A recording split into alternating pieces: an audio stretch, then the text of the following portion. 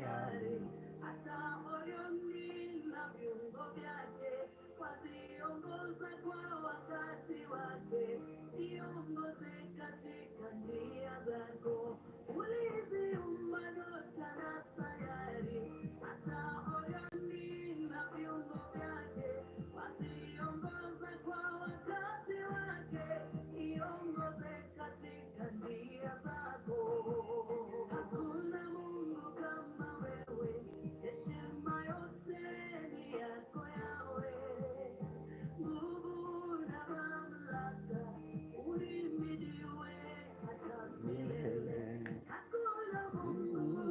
Kama wewe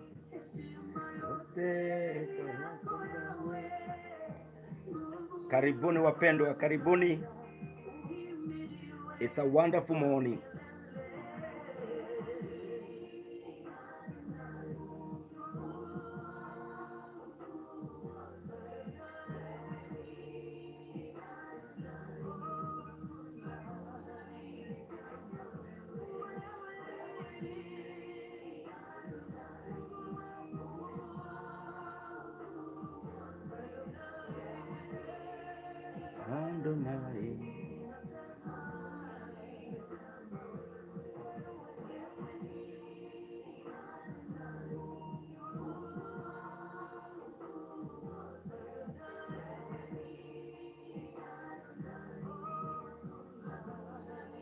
Kama wewe ni Adonai.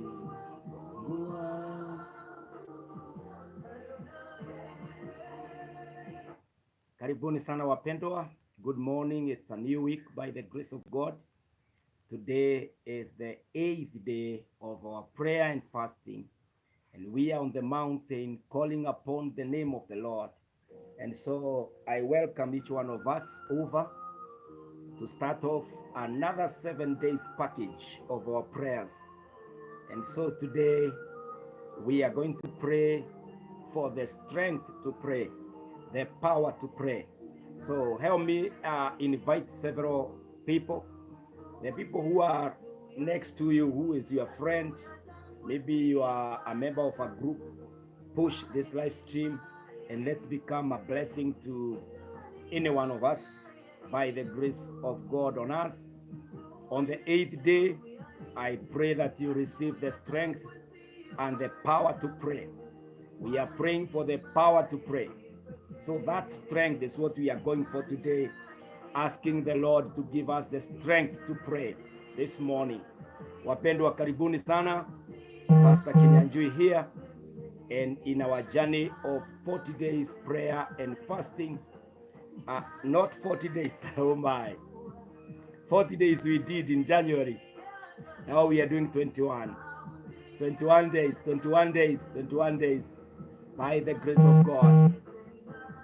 And this year I'm looking forward to have done at least halfway, if not halfway, of the whole year. I am targeting 150 days of prayer and fasting this year.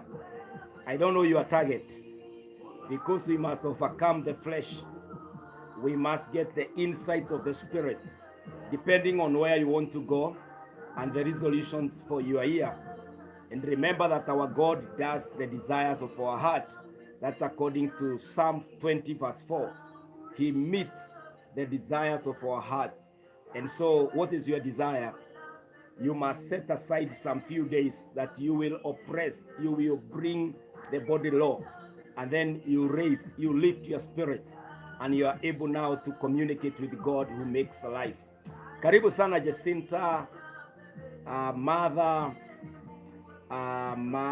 you are saying, remember us whose hearts are broken.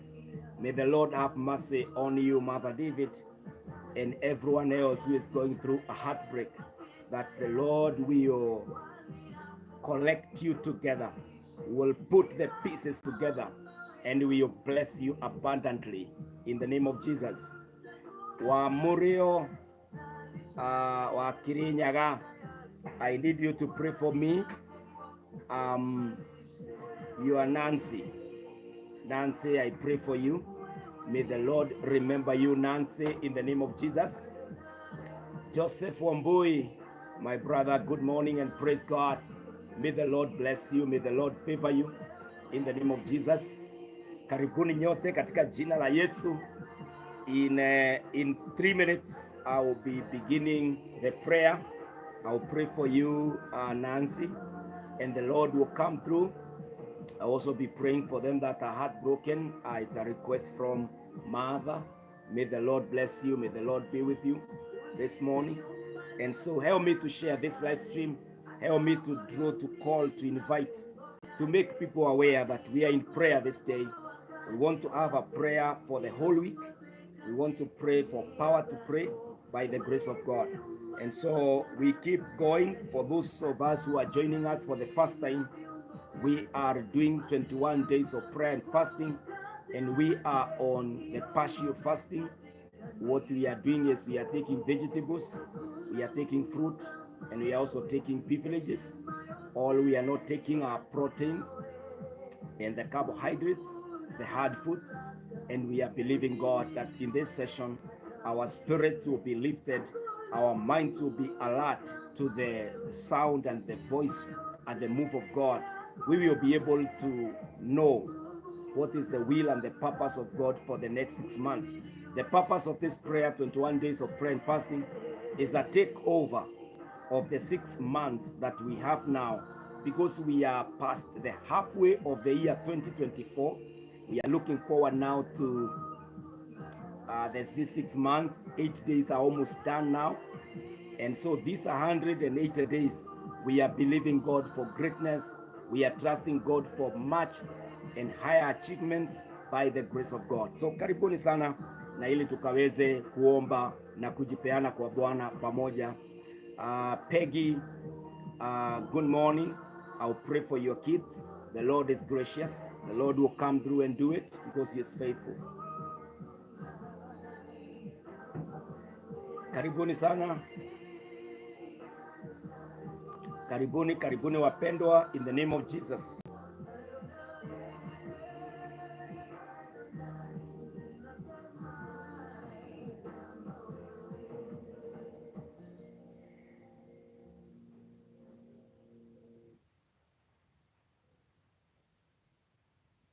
Karibuni, karibuni, karibuni. Joy, karibu. I will pray for your family. Things are not working. The Lord is faithful. Evangelist David, I will remember you. There is God in heaven.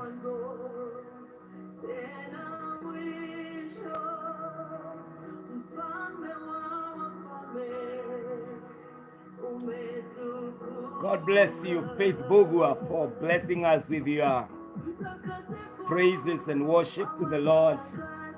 And may the Lord favor you and advance you in the ministry and in your life. Susan Wanjiro, morning to you.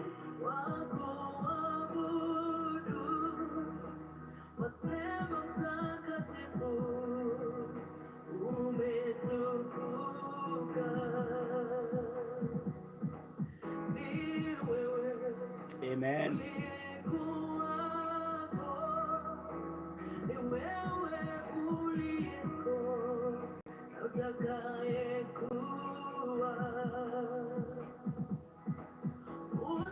Wapendwa katika jina la Yesu Kristo, I want us to hit the ground and pray now in the name of Jesus as we commence our week, as we commence our 8th day of trusting and fasting and praying. Even as we look up to the Lord, let us pray. Father, in the name of Jesus, I thank you this new week. I acknowledge you this new day, that you are the Lord God of seasons, the God who made and was not made, the Lord who is all able to do more than we can pray or imagine. My Father, you have no number of counting your days. You are from everlasting to everlasting. You are the ancient of days. My God and my Redeemer, this new week, hallelujah, we glorify your holy name.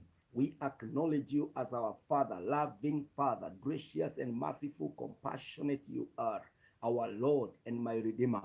I humble myself before you, Lord, repenting, confessing my sins before you, O Redeemer. Father, may you forgive me, O God. Wash away my sins this morning. Take away any accusation, even from the enemy, in the name of Jesus. And Almighty God, forgive my iniquities. I pray for the same over my friends, over my sisters and brothers, them that are here, oh God, praying with us. Na Mungu, ninakuuliza katika jina la Yesu, wewe usikiae maombi, Baba, tusamehe, wasamehe. Na ili Mungu, tunapoanza ibada yetu ya maombi kwa mlima huu siku zingine 7, this second week, my God, I pray that our prayers are not just babblings. My God, our prayers are not just an event. Oh God, I ask you that this becomes a divine conversation, that Father, you shall be listening to us. You will even speak to us, oh God, even as we pour our hearts before thee, Lord. Father, this act of coming to you this morning is a demonstration, is a show that we don't trust in idols, that we don't trust in our friends, we don't trust in ourselves and materials. We trust in the Almighty, living, loving Father, you, oh God, who has always reached out to us. You have even given your only begotten Son to come and look for us and save us. This morning, we have become the children of the Most High God. We bless you. We acknowledge you, Almighty. This morning, we shame all other powers. We shame the powers of darkness. And we declare at the top of our voices this morning that our help comes from the Lord. Our support, our needs are met by the Almighty One of Israel. This day, oh God, I pray now, oh Jesus, receive our intercession, receive our fasting, oh God. Where, Almighty Father, we've not done it right, oh God, forgive us in the name of Jesus. We desire to be led of you. We desire to walk with you. We desire, my God, to find that which you purposed long time ago. What you said will be ours in the next 6 months of 2024 is what we come for, oh God. Make our lives joyous. Make our lives colorful again, Almighty, by fighting our battles, Almighty, aligning us with your will, O Redeemer. I pray with many, my God, who are sending their prayer items here, my God. I pray with them. You know the needs of each one of us, each one of them. My God, you know how heartbroken they are, how suffering, oh God, has taken on them. My God, I pray, you who healeth, you who fight our battles, you who restores, you who reconciles. My God, oh Redeemer, this morning, be gracious to move in their lives. Do that which only you can do in the name of Jesus. In the name of Jesus, my Father, my Lord, who else can take away all mountains along your children's path apart from you, O God? Who can scatter and disarm our enemies?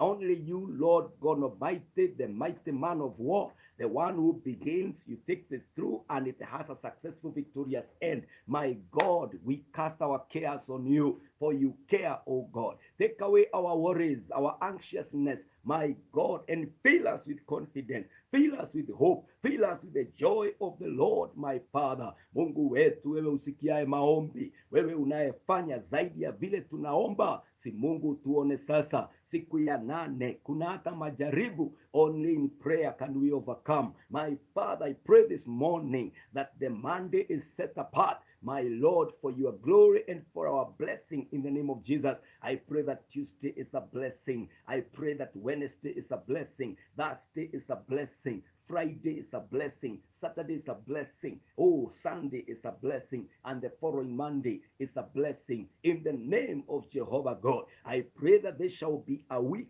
when we shall testify that God has won for us, has brought an enemy down for us, has battled for us. My God, my Redeemer, we are more than conquerors. You are the one, my Lord, who fights our battles. Take your place now My God, lift a standard in our lives, oh God. Do a new thing, oh God. What can't you do, Jehovah? Which disease can't you heal? My God, I pray in the name of Jesus, take on cancers, take on asthma, take on blood pressure, take on diabetes, take on, oh God, depression, take on heart attacks and failures in the body. My God and my Redeemer, heal us in the name of Jesus. My God, shield us that we will not be in accident. Shield us. We will not be in hospitals. Shield us. We will not be in death. My God and my Redeemer, our families are in your hands. Our needs, it's only you who can meet them, my Father.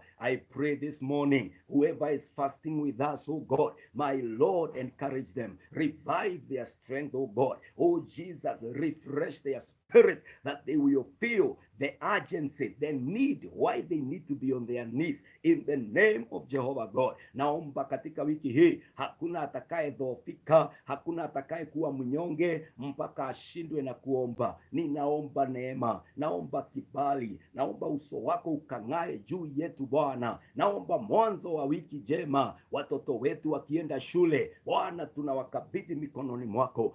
Wako na habari jema, hata wale wanalala shuleni. My God, I pray that you are watching over our children as they walk to school, as they are driven to school. My God, my Father, may your hand be upon them, my Lord, and even supply every need that we have. If anyone is here having school fees balance, I pray, settle it, my God, in the name of Jesus. If anyone is here having a sick son or daughter who ought to be in school, I speak the healing of the Lord, that particular instant healing from God. My Father, that son, that daughter will not miss any other class in the name of Jesus. Mungu Baba, fanya njia katika jina la Yesu. Tunakemea pia mapepo yanaojiandaa, yanaoangamiza watoto wetu. Tunayakemea, tunayazima, tunayafunga katika jina la Yesu Kristo. Tunaomba Bwana, bariki watoto wetu na uwainue. Kuna mama ako hapa analilia mtoto wake, analilia mtoto wa kiume ama wa kike. Naomba katika jina la Yesu, si Bwana ukomboe wale watoto, yale maombi ya mama ya baba uyasikie katika jina la Yesu.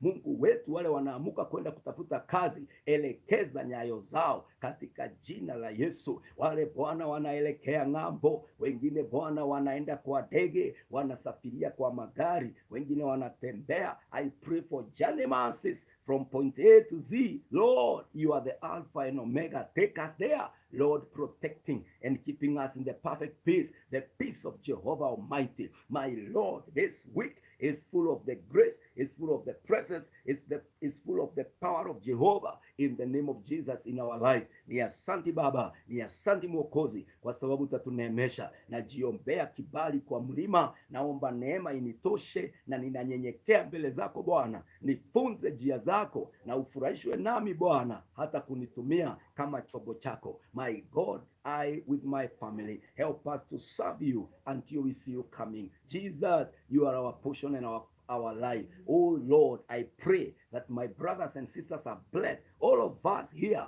throughout this week, oh God, we are established on a platform of prayer. And my God, testimony is loading. We will glorify you, Lord, as even we share the testimonies of what you are doing and how, Lord, you have been gracious and you have been compassionate and merciful even in our lives. Ni asante Bwana, ni asante Mwokozi, ni asante kimbilio. Mungu Baba, tembea ukajidhihirishe na ukajionyeshe hata katika maisha yetu, kwa sababu wewe ni mwaminifu. Wewe ndiye Mungu pamoja nasi, na utatuinua, utatuongoza, utatujalia katika jina la Yesu. Mungu wetu, mambo mengine ni ya ndani sana, wapendwa hawezi andika hapa Bwana. Mengine wanajiamini na wanapiga magoti kuomba. Naomba ushuke, ujidhihirishe na wakutukuze wewe ukiwa Mungu wao. We thank you and we pour our hearts to you, Lord. We ask you to take over the steering wheel of this week and get us to every destination. My God, we are in your hands. Oh Jesus, breaking news. Oh, sad and evil, wicked news is not our portion. Father, we refuse bad report. We pray, Almighty, oh God, bless us and bless us once more. This is our prayer. This is my prayer. This is our faith at the feet of the mountain as we call upon your name, Jesus. Father, Lord, hear us this day. In Jesus' name we pray. Amen, amen, amen, amen, amen.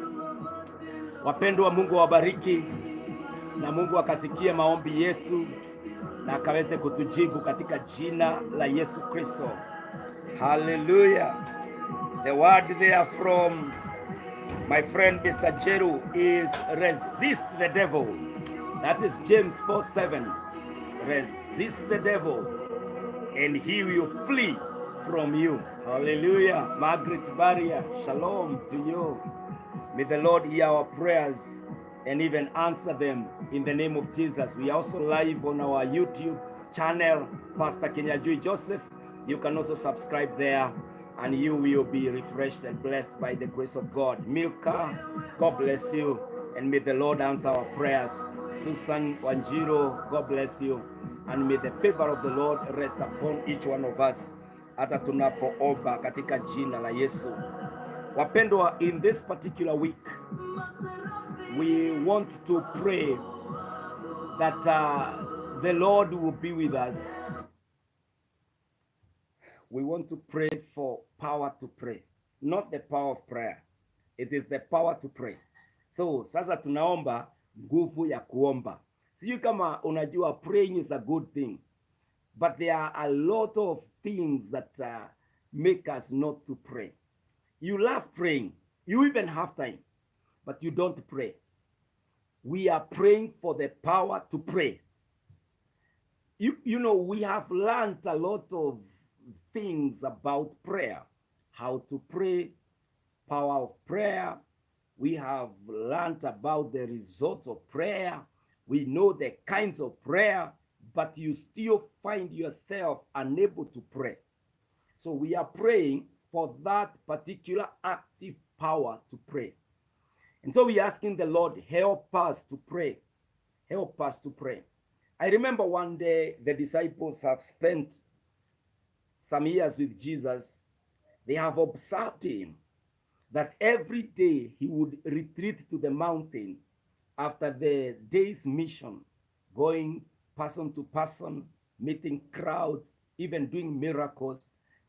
Before they could all go down in the evening, Jesus would be left retreating on the mountains and then praying.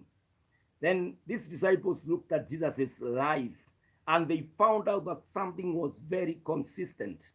And they told the Lord, Jesus, teach us how to pray. And Jesus taught them that prayer we all know. Those who went to Christian schools or you went to a children's school, what we call Sunday school in a church, you are taught that prayer. I know we recite it. And I want us to recite it together. 1, 2, go. Pamoja. Our Father who art in heaven, hallowed be thy name. Thy kingdom come, thy will be done on earth as it is being done in heaven. Give us this day our daily bread, and forgive us our trespasses as we forgive those who trespass against us. Lead us not into temptation, but deliver us from evil. For thine is the kingdom, the power, and the glory, forever and ever. Amen. Amen. Jesus taught them how to pray. Na kuanzia hapo, Yesu akaanza kuwafunza mambo ya maombi. But I think these guys, what they needed was the spirit of prayer. You know, it is not about information. Information is primary, crucial, very basic. We need it. That's why we keep referring to the scriptures, because it's an information of God to men. And the very thing that activates that information, remember I said some few days ago, that the difference between me and the CRE teacher, Christian Religious Education teacher, who is not a believer, and myself holding the Bible, two of us speaking of the same book, reading the same scripture, the text and the stories. The difference between me and him is that he is talking about the stories, the history. He is referring to the scriptures. Myself, I carry the spirit of the scriptures.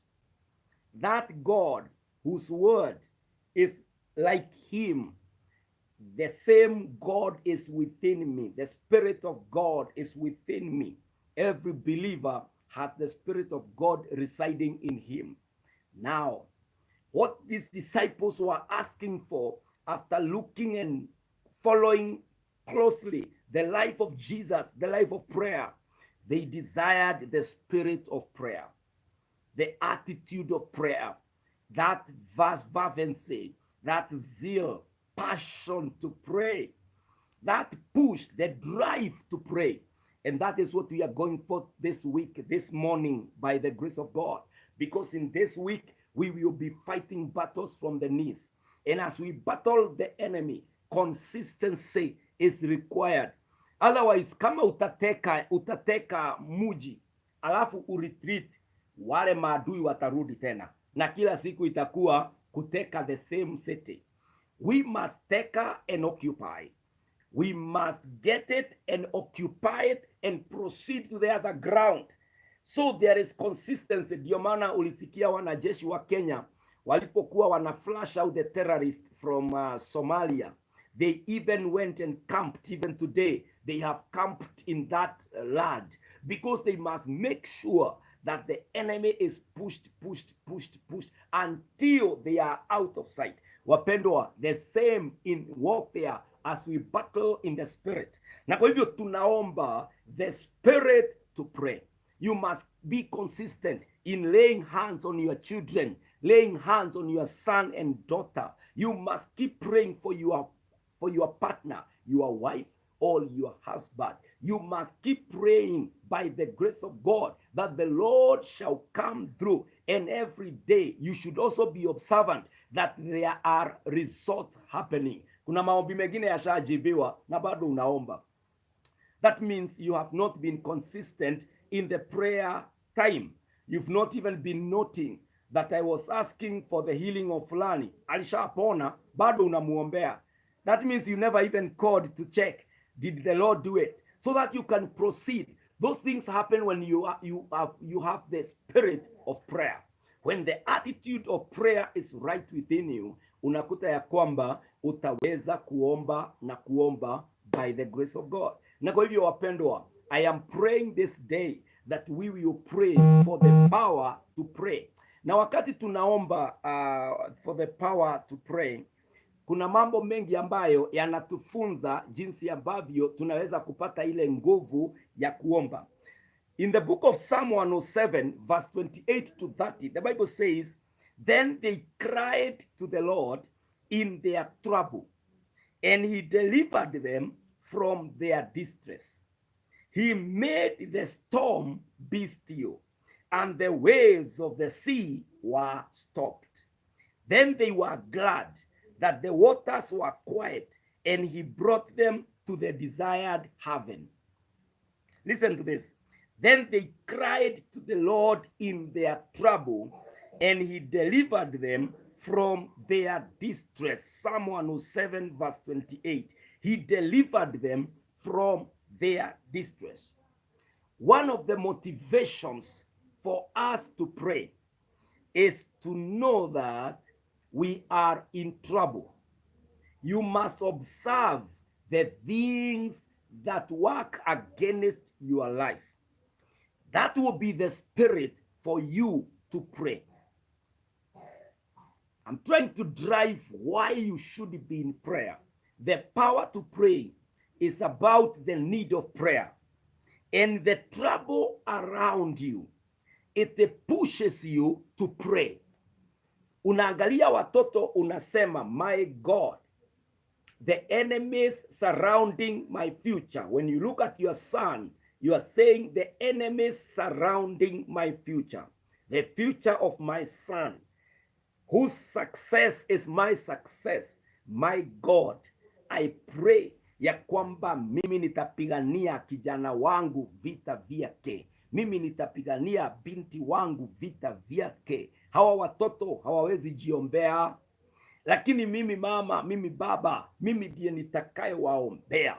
That fear of what can hit the life of your son or daughter is where the power of prayer, the power to pray comes from.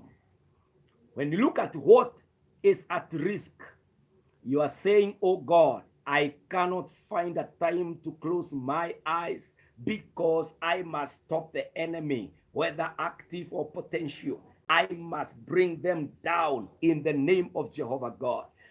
You know, when you look at your wife and you are saying, oh God, you blessed me with this woman. I want her to be the best woman in my life, to be the, you are now praying. That fear drives you to pray for her, to pray. The power to pray comes from the value of what is at risk. You are looking at things and you are saying, if anyone touches on this, then they touch on my life. So I can't stop praying. I will pray because I can't afford. Hallelujah. I want to stop the enemy.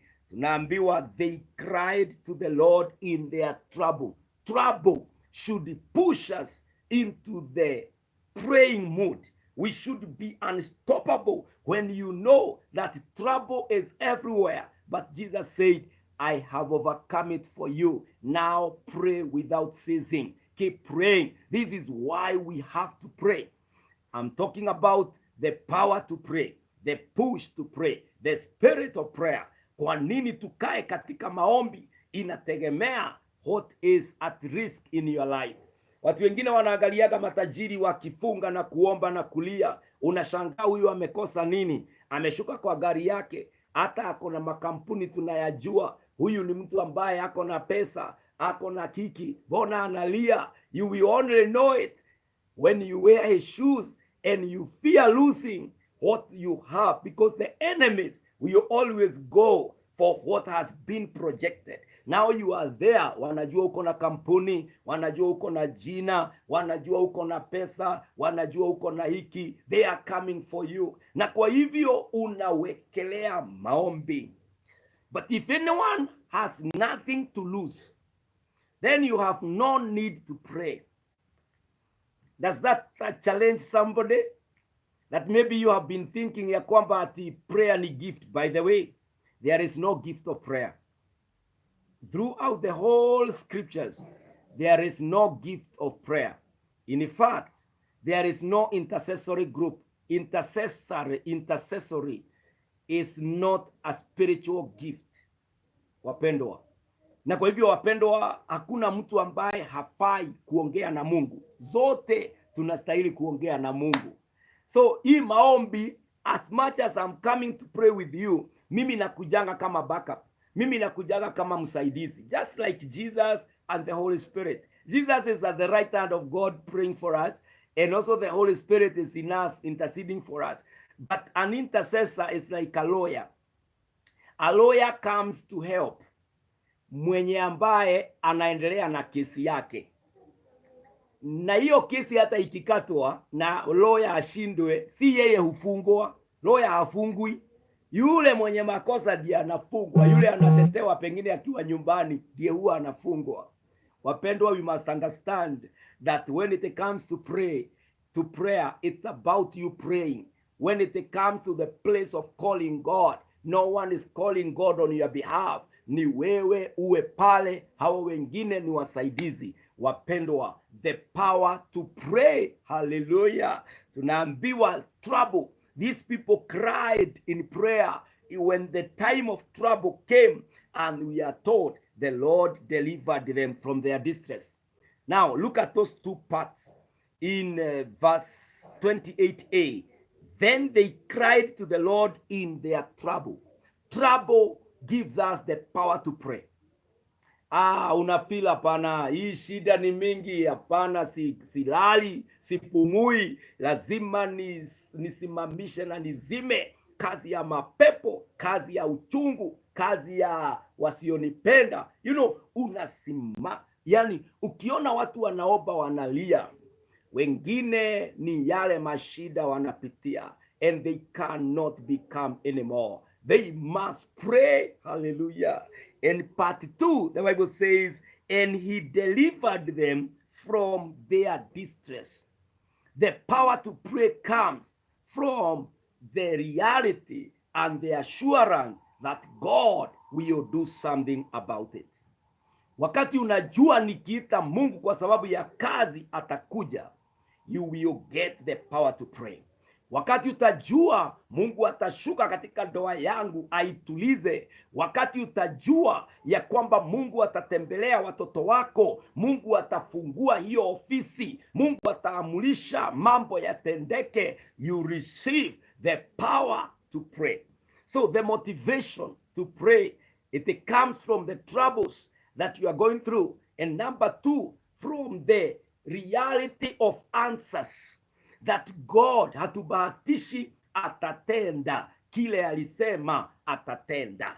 That guarantee, hallelujah, inakufanya uingie kwa maombi na uombe, kwa sababu Mungu sio mwanadamu. Mungu anatumia mwanadamu, mwanadamu hatumii Mungu. Na kwa hivyo ndio maana tunaenda kwa Mungu atakaye aamrisha huyo manager, ataamrisha huyo director, ataamrisha huyo mzazi, ataamrisha that landlord or landlady, ataamrisha yeyote aliye na nafasi katika hatima yako, ataamrishwa na Mungu. Hallelujah. When you know that God is in charge of answers, ndio unapata nguvu ya kuomba. Hallelujah. I'm praying with businessmen and women.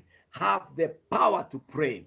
Lay hands on your stock. Lay hands on your books. Lay hands on your offices. Lay hands on what you intend to do. Even that strategic plan document, iwekelee mikono na tuaminie Mungu atatenda katika jina la Yesu. Mahala popote umepewa nafasi ya uongozi, my brother, my sister, you will deliver. Even if the team you are working with is against your appointment, is against you, that trouble should push you. Hallelujah. That trouble should make you fervent in prayer, zealous, passionate. I must lead and deliver to the best of my capacity, because during the appointment they sensed that there is potential in me and I am unstoppable in the name of Jehovah God. Wapendwa, tunaomba kwa sababu kuna mashida yanatusukuma. Tunaomba kwa sababu kuna majibu tunajua itafanyika katika jina la Yesu. Do you feel motivated when you know that the Lord can lift your family to another standard? When you know that the Lord can bring down mountains along your path? When you understand that the Lord can raise even the dead? That should motivate, that should boost, that should lift us to a standard of hallelujah, Hosanna, glory to God. Bwana asifiwe sana. The power to pray. What pushes us, what propels us to the level of kneeling all the way, crying and calling upon the name of the Lord, is that if trouble comes my way, I convert it, I change it from becoming an area of bringing me down to an area of pushing me to greater achievement as I talk before God. Hallelujah. Wapendwa, yale mashida unapitia saa hii, wacha ya kusukume kuomba. You know ourselves, we say we don't fall backward, we fall forward. Hallelujah. Sisi tunaendanga mbele wapendwa. Na wapendwa pia, I would want also to say this, that the people who you surround yourself with, show me your friends, I will tell you the kind of a person you are. And so our partnership, our association determines kama tuko na nguvu ya kuomba ama hatuna. Mind the people that you surround yourself with, the people you call mostly, the people you spend that particular godly moment with, They are either motivating you, they are either demotivating you, or you must be able to scrutinize. You must be able to verify, validate them, uone kama wana qualify kuwa katika hii nyakati, kuwa katika pale umewaweka. How close are they during this time of prayer? That one also determines your power to pray. Tell me about your company. Ni mtu huyo, mtu ako online na wewe ni mtu wa aina gani? Kama si mtu ambaye atashare na wewe a testimony of success and progress, kama si mtu atakwambia Mungu anatenda, you must mind, you must ask yourself, itakuwaje kama ninahitaji nguvu ya kuomba? The power to pray, you require somebody ambaye anaomba kama wewe, mtu ambaye anakupatia ile moral ya kuomba. Uko na watu gani ambao wanakusurround? The scripture would keep talking to us in 1 Corinthians 15 and verses 33, that bad company corrupt good morals. Na in Psalm chapter 1 inatueleza ya kwamba blessed is the man who does, alafu inatuonyesha the company, either the company of mockers, the company of the wicked, and also there is the other company whose meditation is on the word of God. Wapendwa, nyakati hii si ndefu sana. And because we are already past 1 week, we are remaining with 13 days now. Si mimi nawaombea that you will find good prayerful people, watu ambao wamevunjika na wanatafuta jina la Bwana, watu ambao wanaamua na wanaamini katika Mungu. Hao ndio watakusaidia kuweza kuomba. Who are you surrounding yourself with? Hapa maandiko inasema, then they cried to the Lord. In that Psalm 107 verse 28, then they cried. That they cried, it shows it was a team. It was a group of people who are crying to the Lord. Go with the people. The power to pray is about the people supporting you. Your support system this time will either give you strength to pray or they will bring you down. Na by the way, hata kuna watu hawajafunga and they are your best friends. Kuna watu even who do not even show up to church. Na unajua hawapendi kanisa, na hawapendi huyo pastor, hawapendi hiyo ijiri, na bado ni marafiki wako wakubwa. If you dare pick up their call today, wakikuuliza jana alikuwa, waambie wacha mshene, my friend. I am on a covenant on the mountain of prayer. You must go hard. You must go hard, and you must rebuke that enemy of prayer. Distractions of the enemy, you must see them by now. It is the 8th day, wapendwa. Na wengine wetu pengine mmejiunga nasi leo, it becomes your first day to join in this prayer and fasting. Please don't joke around. Jokers waache, mtapatana na wao tarehe 22.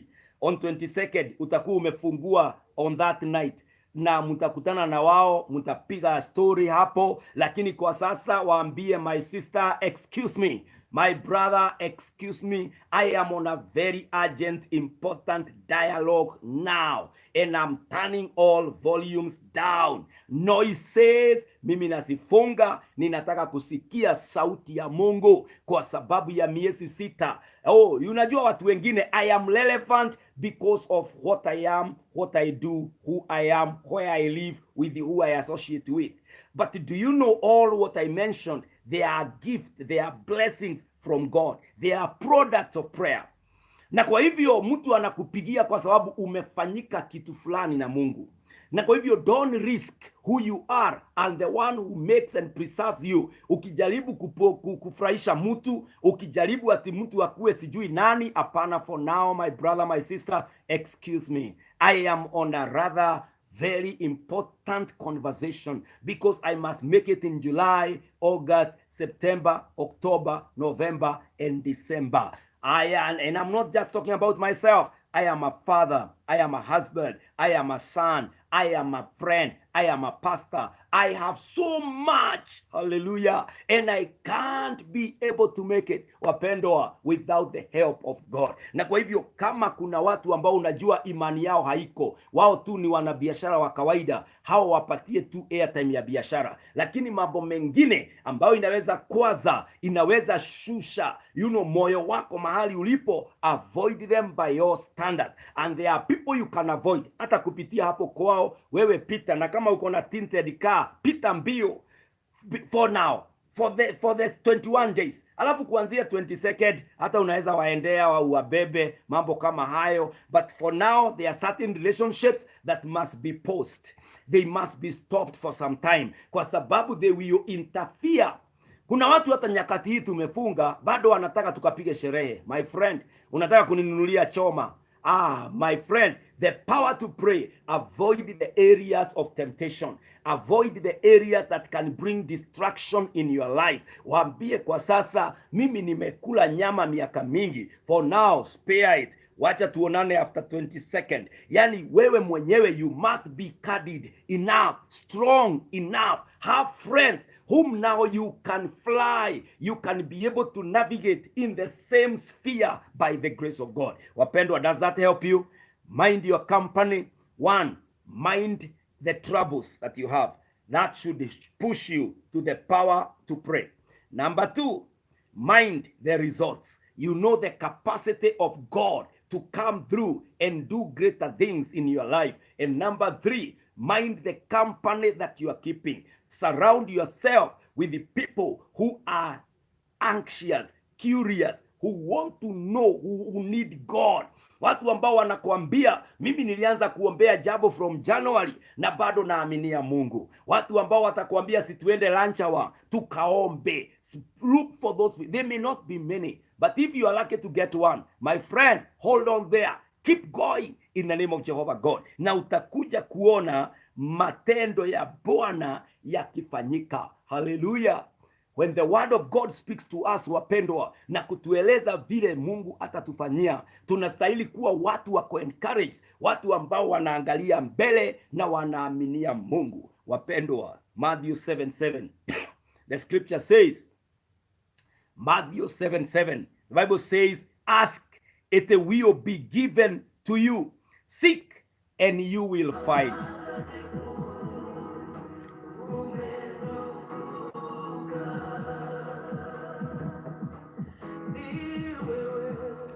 Hallelujah. Mungu nisaidie sana niwe mtu wa kuomba kila wakati. Hallelujah. May the Lord do it for you. May God give me the divine friends. Edward, is your prayer. Thank you, Lucy, for lifting that scripture. Matthew 7:7. Ask, and it will be given to you. Seek, you will find. Knock, and it will be opened for you. That's another motivation. That's another source of prayer to pray. The power to pray. When you ask, it will be given you. When you seek, you will find. When you knock, the door will be opened to you. Wapendwa, when you read this word, you get excited. Unajua kuna watu tumebahatisha katika maisha, unaenda kubisha maisha yao na unakuta hao watu ni wrong number. Wanakupromise. Mimi niko na watu wengi hata wapendwa ndani ya Kristo, waliniahidi mambo, my friend, niliwaamini mpaka leo. Mimi ni mzazi, waliniahidi nikiwa single. I'm now a father of 3. Na tuliachana kitambo. So I have no hope watatenda. But with God, my friend, when you ask, He keeps His word. When you knock the door, He says He will open that door, wapendwa. Na kwa hivyo ninawaomba katika jina la Yesu, let us believe in the word of God. When you believe in the word of God, that Him who speaks is faithful to do it, you receive the power, you receive the strength to pray. Hallelujah. Remember, we are not talking about the power of prayer. We are talking about the power to pray. tunatafuta nguvu leo Monday, nguvu ya kubebana na mlima na kuupeleka katika maombi, nguvu ya kubebana na uzito wa maadui na kuupeleka kwa maombi, ili katika pale kwa maombi haya mambo tunayoyaomba yakamilishwe. Haleluya! Kwa hivyo leo tunajiombea, Mungu nipe nguvu ya kuomba. We know there is power in prayer, na ndio maana tunataka kuactivate, to enable. We want to make that power happen. How do we make the power of prayer to happen? It is by praying powerfully. Where do we get the power to pray from? That is where we are here. Na tumesema jambo la kwanza, mashida ndio nguvu ya kuomba. Tena tukasema ya pili, majibu, tukijua ya kwamba Mungu atajibu, hiyo ni nguvu ya kufanya tuombe. Jambo la tatu, marafiki, watu ambao ni waombezi wanafanya tuombe. Haleluya! Na jambo la nne, maandiko yanafanya tuombe, because the scriptures carry that assurance, that revelation, that knowledge of prayer. Knowledge of prayer, it is the power to pray. And when you know from the Bible what is about prayer, you receive the power to pray. Ni kama vile tunachukua Google Map, unaweka the destination from where you are, alafu unaondoka, ukienda inaenda ikikuonyesha turn right, turn left, turn right, turn this way. We follow it and we get to our destination. The Bible is the same. It shows us when you pray, how to pray. Then it shows you the destination. God answers. So the more you read the word of God, the more you receive the power to pray. Because you become certain, I am getting there. Wapendwa, I pray that you will also have your Bible as you pray. Just like a lawyer always has a copy of the Constitution in his hands, and whenever he is making an argument, he cites from the authority of the land, na judge anaangalia the same authority, alafu anaamua. The same with us who are in the Lord. Our Bible is the voice of God to us. So you read the word of God, and as you pray, you are telling the Lord, Matthew 7:7, ask, it will be given to you. Seek, and you will find. Knock, and it will be open to you. And now you are telling, Lord, Father, gracious King, I now ask, give it to me. I now seek, let me find it. I now knock, let the door be open. Na Mungu anashuka wapendwa, Mungu anatembea wapendwa, anafanya neno lake. Bible says in Matthew 21 and verse 22, and whatever you ask in prayer, you will receive if you have faith. And whatever you ask in prayer, you will receive if you have faith. The power to pray is in the amount of faith that you carry. The power to pray is in the faith that you have. If you believe God atafanya, haki my brother, utaomba. If you believe Mungu atakuja, utaomba. Hiyo imani, si Mungu akupatie dada yangu, si Mungu akupee ndugu yangu, kuamini ya kwamba Mungu atafanya, Mungu atatenda. Aliyeahidi ni mwaminifu. Mungu atakuja kwa sababu ni mwaminifu na atajionyesha. Hiyo imani itafanya uombe. I know tutatoboa siku 21.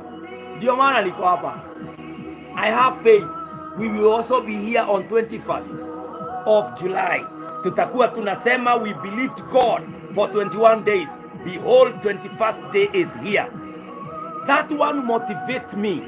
You know, I know God will do that. Faith, believing yeye vile amesema atafanya, that one should boost you, that should lift you, that should bring you to a level of believing Mungu atafanya, of believing in prayer by the grace of God. Wapendwa, yale yote tunaombea, yale yote tumeyapata kwa maandiko, Mungu wetu, Baba wetu ni wa mbinguni, ni mwaminifu, atakuja kufanya, atakuja kutenda. Si ukapokee hiyo nguvu mpendwa, si ukapokee hiyo neema ya kuaminia Mungu ya kwamba kile alisema atafanya atakifanya, na upate hata ufunuo, ukubuke ndoto Mungu amewahi kukupatia, maono Mungu amewahi kukufunulia.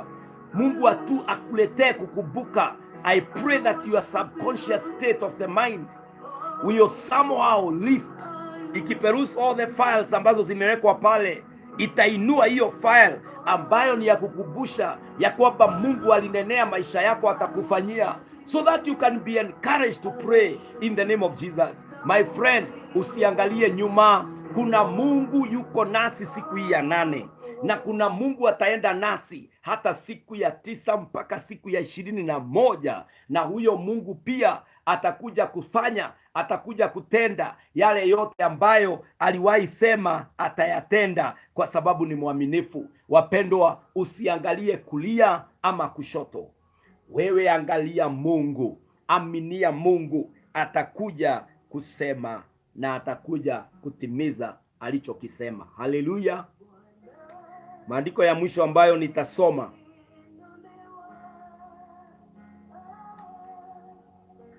is Mark 9:29. Mark 9:29 is a scripture that spoke to me yesterday during the service in the church. And the Bible says, and he said to them, this kind cannot be driven out by anything but prayer. This kind cannot be driven out by anything but prayer. Wapendwa, kuna jambo, kuna mambo, kuna hali ambayo haitawahi fanywa na kitu kingine isipokuwa maombi. Mark 9:29. Kuna mambo ambayo haitawahi fanyika na jambo lingine lolote ila maombi. When you know that there is an issue, there is a certain thing in your life that talking will never do, money will never do, people will never do. It is only prayer that will do it. That will keep you at the place of prayer. That will boost you into believing in prayer. Wakati unajua ni maombi tu, na mimi huwa ninasema if it depends on me, kama Mungu anasema mimi sina shida, ni wewe hujafanya, if it counts on me, mimi nita give my best. And so friends, kuna jambo maandiko imetuambia in Mark 9:29. Thank you Lucy. Mark 9:29, this kind cannot be driven out by anything but prayer. That but prayer, I will do it. That but prayer is what keeps me there. Watu wengine wanakuambia, oh, wewe unashidaka kwa maombi, hata hatuonagi vile maombi yako inafanya. Kwani nikiomba ni nini nilikuwa naombea? Hapana. Hata yale mambo mtaona huenda si kitu ingine inaileta. Nyinyi mnafikiria ni pesa inafanya nivae. Nyinyi mnafikiria ni pesa inafanya nilipe school fees. Nyinyi mnafikiria ni hapana wapendwa. There is something more than what money can buy. Na wapendwa, there is something more than getting that visa. There is something more, and it is by prayer that it happens. Jesus said, kuna jambo ambalo ni maombi pekee inaweza kufanya. Hawa disciples walikuwa wameombea yule mtoto ile pepo itoke, lakini Yesu akasema this kind inatokanga na maombi.